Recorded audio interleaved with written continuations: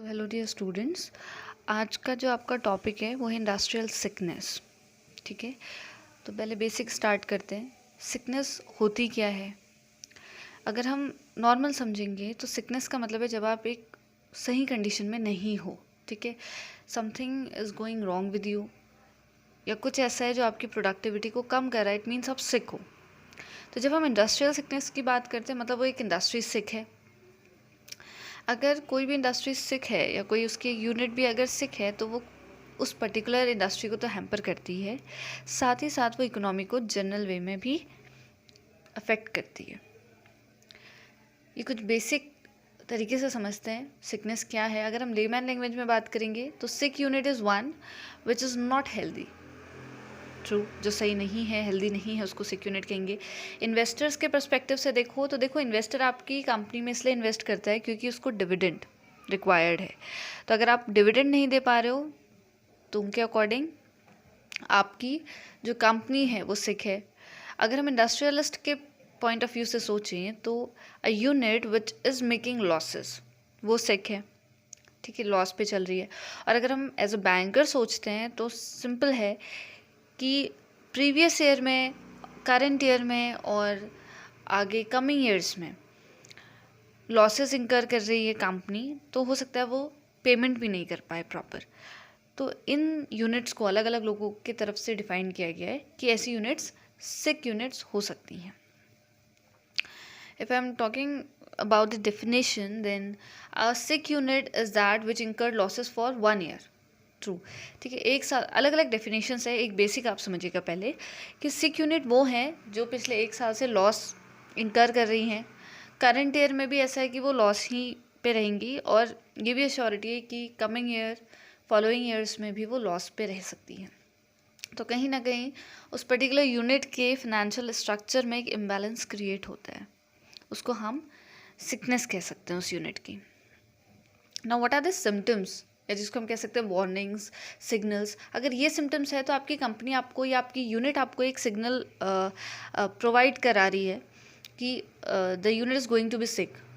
ठीक है, तो पहला देखते हैं, shortage of liquid funds to meet short term financial obligation. आपको पता है ना, डे टू डे वर्किंग करने के लिए हमको क्या रिक्वायर्ड है? Working capital, day to day operations के लिए।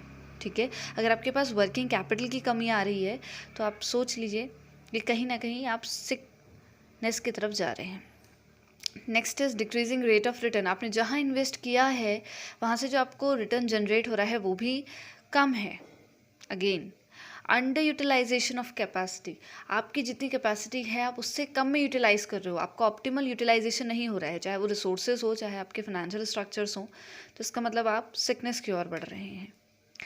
Accumulation of excessive inventories. देखिए, excessive inventories is also not good, इसलिए क्योंकि हमको उससे बहुत सारी कॉस्ट भी एसोसिएट हो जाती है ना। अगर आपके पास इन्वेंट्री बहुत ज़्यादा है तो आपके पास होल्डिंग कॉस्ट है, आपके पास कैरिंग कॉस्ट है, ये सारी कॉस्ट आपके पास बढ़ जाती है, राइट। तो एक्सेसिव इन्वेंट्री का होना भी अच्छा नहीं है। इसका मतलब आपका स्टॉक सेल आउट नहीं हो रहा है, तो आपके पास रिवेन्यू जनरेट नहीं हो रहे हैं।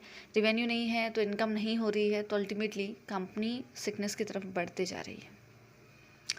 अब कुछ कॉजेज़ हैं, कुछ तो हैं कि कॉजेज़ ऑफ बॉर्न सिकनेस, मतलब अगर आपने ये कुछ 4-5 कॉजेज़ हैं तो मतलब आप सोचिए आप सिकनेस पे ही हैं। कुछ ऐसा होता है with the passage of time internal और एक्सटर्नल फैक्टर्स आ जाते हैं which leads to a particular sickness, right. सबसे पहले हम देखते हैं causes of born sickness. Wrong location. अगर आपने लोकेशन ही गलत चूज़ करी है, चाहे आपका कैसा भी बिजनेस है, ठीक है, लोकेशन बहुत मैटर करता है। आप फैसिलिटी जो देखते हैं, हम लेआउट देखते हैं, वो भी इम्पॉर्टेंट है। ठीक है, तो अगर आपके लोकेशन ही अच्छा नहीं है, जहाँ आपके पास ना प्रॉपर इंफ्रास्ट्रक्चर है, ना आपके पास ट्रांसपोर्टेशन अवेलेबल है, कुछ भी फैसिलिटी नहीं है, वहाँ से मार्केट भी बहुत दूर है, तो आई थिंक वो भी हैम्पर करता है। तो अकॉर्डिंग टू योर बिजनेस आपको लोकेशन डिसाइड करनी पड़ती है। कभी कभी आपको रश एरिया चाहिए वर्क करने के लिए, कभी एकदम आइसोलेटेड एरिया चाहिए, राइट। दूसरा आपका आता है टेक्नोलॉजिकल फैक्टर्स। अगेन, अगर आप टेक्नोलॉजी में थोड़ा पीछे चल रहे हो, आप मीटअप नहीं कर पा रहे हो, अगर आप अभी भी कैपिटल इंटेंसिव नहीं हो के लेबर इंटेंसिव ही हो, तो शायद आप कहीं ना कहीं सिकनेस की तरफ भी जा रहे हो। इनएक्सपीरियंस्ड प्रमोटर्स कौन होते हैं? जिन्होंने कंपनी को प्रमोट करा होता है, स्टार्ट करा होता है, जो एक आइडिया लेकर आते हैं कंपनी के लिए, राइट। तो अगर वो प्रमोटर ही इनएक्सपीरियंस्ड है, वो जो वर्क करना चाह रहे हैं वो एक तो उनका स्टार्टिंग का पॉइंट है और उसमें भी उनकी एक्सपर्टीज़ है नहीं, कोई पर्टिकुलर स्पेशलाइज्ड है नहीं वो, तो वो भी आपकी सिकनेस को ही जाएगी वो इंडस्ट्री, क्योंकि एक वेल स्ट्रक्चर्ड आइडिया आपके पास नहीं है। इन्वेस्टमेंट इन अनप्रोडक्टिव कैपिटल एसेट्स, आप कैपिटल एसेट्स में पैसा तो लगा रहे हैं लेकिन एक अनप्रोडक्टिव कैपिटल एसेट्स में, मतलब जो आपको रिटर्न अच्छे जनरेट नहीं कर रहा है। इसीलिए जब हम लोग कैपिटल बजटिंग, जब हमने टेक्निक्स वगैरह ये पढ़ी तो बहुत सोच समझ के हमको कैपिटल एक्सपेंडिचर करने हैं, क्योंकि आप क्या करते हो, बहुत लमसम अमाउंट एक बहुत लंबे पीरियड के लिए आप उसमें इन्वेस्ट कर देते हो। तो ये सारी चीज़ें हमको ध्यान में रखनी पड़ती है। Again last one is long gestation period. Gestation period है कि आपने कोई वर्क स्टार्ट किया, इनिशिएट किया, उसका एंड रिजल्ट आने तक बहुत टाइम लग रहा है, आपका जेस्टेशन पीरियड बहुत ज़्यादा हो रहा है, तो भी अच्छा नहीं है। अगर आप इसको ऑपरेटिंग साइकिल ले लो, आप अपनी रॉ मटेरियल को आप WIP, then WIP to finish goods, then sale, then cash receivables, then directly converted cash receivables into cash, after that again going to purchase raw material. अगर आपकी यही साइकिल बहुत लंबी चलेगी, जेस्टेशन पीरियड बहुत ज़्यादा चलेगा, तो आप सिकनेस की तरफ बढ़ रहे हैं। कॉजेज़ ऑफ अचीव्ड सिकनेस, मतलब अब कुछ with the passage of time आपकी सिकनेस होती है, उसमें इंटरनल एक्सटर्नल है। सबसे पहले एक्सटर्नल देखते हैं, पावर कट। ठीक है, आपके पास इलेक्ट्रिसिटी बहुत इंपॉर्टेंट है। अगर खासकर जब हम यूनिट्स की बात करते हैं ना, तो वहाँ पे जितनी भी मशीन्स की फंक्शनिंग है वो सब पावर बेस्ड है।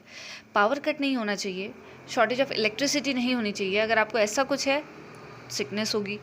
इरेटिक सप्लाई ऑफ इनपुट्स, मतलब आपको पहले तो रॉ मटेरियल जो आपको चाहिए आपकी इंडस्ट्री के लिए, आपकी यूनिट के लिए, वो मिल नहीं रहा है। दूसरी चीज़, ट्रांसपोर्टेशन की फैसिलिटी नहीं है अगर आप तक पहुंचाया जाता है, और अल्टीमेटली आपको क्या हो रहा है, अगर वो मिल भी रहा है रॉ मटेरियल तो बहुत ज़्यादा प्राइसेस में मिल रहा है। देन डिमांड एंड क्रेडिट रेस्ट्रेंट्स, मतलब है आपका कि आपके पास कोई बैलेंस डिमांड एंड सप्लाई नहीं है, कभी कुछ भी डिमांड आ सकती है, कुछ भी सप्लाई है, तो कोई एक बहुत फ्लक्चुएशन है, अनसर्टिनिटी है। लैक ऑफ क्रेडिट फैसिलिटी, आपको उधार की फैसिलिटी भी बहुत कम है। और मैं यही मानती हूँ कि देखिए, बिजनेस ट्रांजेक्शन में हर चीज़ ज़रूरी नहीं है कि आपकी कैश बेसिस पे हो, right. Credit is also required to run a particular business, but अगर आपके पास क्रेडिट फैसिलिटी अवेलेबल नहीं है तो आपको ये भी एक प्रॉब्लम क्रिएट करेगा। देन स्टोरेज एक्सपेंसेस, राइट, आप स्टोर करते हो उसका भी एक्सपेंस आता है। You have to maintain the ventilation of particular store, right, ठीक है, तो उसके लिए भी है। फिर होल्डिंग कॉस्ट आपको लगेगा, आपको एक गार्ड रखना पड़ेगा फॉर सेफ्टी एंड सिक्योरिटी, तो कहीं ना कहीं वही कॉस्ट बढ़ता जाता है। Then change of out of fashion, जब तक वो चीज़ मार्केट में आप लाओ तब तक तो पूरा फैशन ही चेंज हो जाएगा, ठीक है। तो ये कुछ चीज़ें हैं जो कमियां हैं। गवर्नमेंट पॉलिसी की अगर हम बात करते हैं तो चेंज इन गवर्नमेंट पॉलिसी कि अगर फ्रीक्वेंट चेंज हो रहे हैं, अगर आपकी पॉलिटिकल स्टेबिलिटी नहीं है वहाँ पर को प्रॉब्लमेटिक होगा। लैक ऑफ गवर्नमेंट सपोर्ट, अगर आपके उस यूनिट को गवर्नमेंट का कोई सपोर्ट नहीं मिल रहा है, कोई स्कीम्स उसके लिए डेवलप नहीं हो पा रही है, देन आप सिकनेस की तरफ बढ़ते जाओगे। High authority to large unit, अब आप गवर्नमेंट अगर क्या कर रही है, जो बड़ी बड़ी अच्छी यूनिट्स हैं उन्हीं को ज़्यादा अथॉरिटी दे रही हैं, ठीक है, तो कहीं ना कहीं आपकी यूनिट सप्रेस्ड होंगी। अब हमारे आते हैं इंटरनल कॉजेज़। इंटरनल कॉजेज़ में आपका सबसे पहले fault at the planning and construction stage, ठीक है, कि आप प्रॉपर प्लानिंग नहीं कर पा रहे हो, कंस्ट्रक्शन नहीं कर पा रहे हो। प्लानिंग कैसे, मतलब मैंने बोला अपने एरिया अच्छे से सेलेक्ट नहीं कर पाए, अपने मार्केट का एनालिसिस नहीं किया। मार्केट में एंटर करने से पहले बहुत सारे एनालिसिस आपको करने पड़ते हैं, वो प्रॉपर नहीं हुए हैं। अनबैलेंस कैपिटल स्ट्रक्चर, कि आपने यही अभी तक डिसाइड नहीं कर पाए कि आप लिवरेज बनना चाहोगे या अनलिवर्ड फर्म बनना चाहते हो, किस में आपको प्रॉफिट होगा, किस में लॉस होगा, तो ये थोड़ा अनबैलेंस्ड है, इक्वल आपने नहीं रखा है, तो यू विल सफ़र, ठीक है। Not only you, your whole unit will suffer, ultimately the industry will suffer and it leads to the sufferage of particular economy. Then financial problems, again unable to repay, आपने जैसे हम लोग अगर debt financing की तरफ जाते हैं तो हम वो रीपे नहीं कर पा रहे हैं, हम अगर लोन भी ले पा रहे हैं वो रीपे नहीं हो पा रहा है, तो ये तो हमारे बैंक्रप्सी की एक क्रिएट हो जाएगी situation, which is also not good.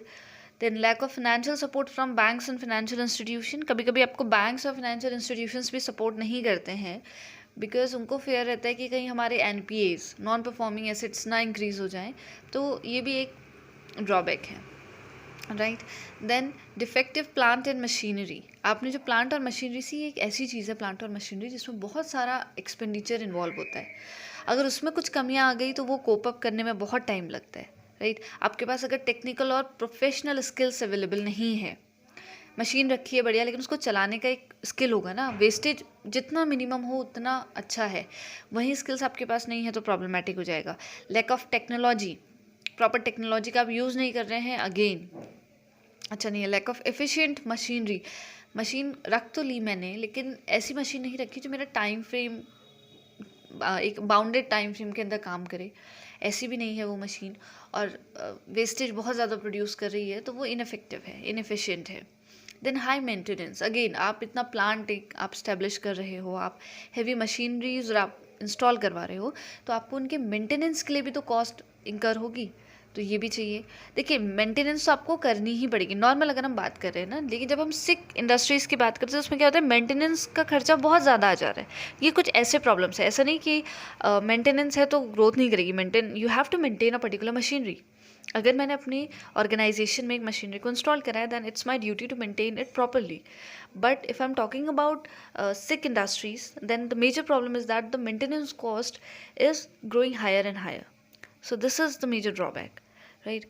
Then entrepreneurial incompetence, कि आपके पास एक प्रोफेशनल स्किल्स नहीं है, आप इनोवेटिव नहीं है, आप मार्केट की नॉलेज आपको प्रॉपर नहीं है, तो हाँ आप सिक यूनिट की तरफ बढ़ते जाएंगे। मैनेजमेंट की प्रॉब्लम है, आपके पास एक्सपर्टीज़ नहीं है, इनएफिशिएंट मैनेजमेंट है, और लेबर्स के साथ बहुत ज़्यादा प्रॉब्लम रहती है कि उनके साथ कोऑर्डिनेट करना बहुत मुश्किल हो जाता है। अनसेटिस्फाइड लेबर हैं तो कोई भी वो प्रॉपर अपना आउटपुट नहीं जनरेट कर पाएंगे, राइट। दूसरी चीज़ हमारे पास क्या होता है कि ट्रेड यूनियन का कॉन्सेप्ट डेवलप हो जाता है, जो अपने में भी अच्छा नहीं है। एजेंसी प्रॉब्लम्स क्रिएट हो जाती है, उस एजेंसी प्रॉब्लम को सॉल्व करने के लिए एजेंसी कॉस्ट लगती है, तो टू एन एक्सटेंट ये क्या कर रहा है, आपके एक्सपेंसेस को इंक्रीज़ कर रहा है।